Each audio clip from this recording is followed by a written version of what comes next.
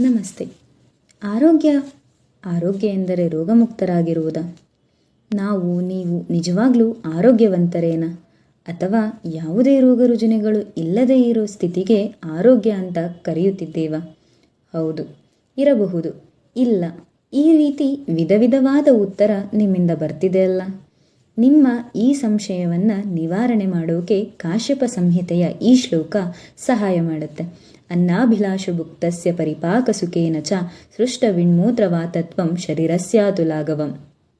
ಈ ಶ್ಲೋಕದ ಅರ್ಥ ಹೀಗಿದೆ: ನಿಮಗೆ ಸರಿಯಾದ ಸಮಯಕ್ಕೆ ಹಸಿವಾಗಬೇಕು, ಆಗುತ್ತದೆಯೇ?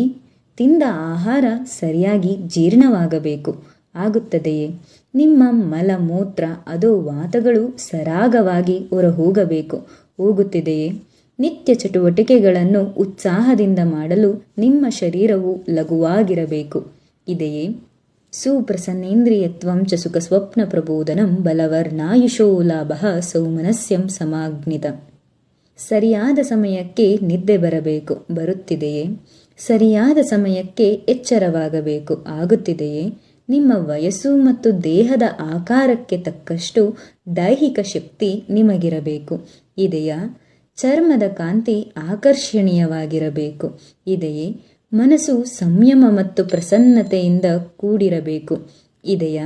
ಇಷ್ಟೆಲ್ಲ ಪ್ರಶ್ನೆಗಳಿಗೆ ನಿಮ್ಮಿಂದ ಹೌದು ಅನ್ನೋ ಉತ್ತರ ಬಂದರೆ ಹೌದು, ನೀವು ನಿಜವಾಗಲೂ ಆರೋಗ್ಯವಂತರೇ.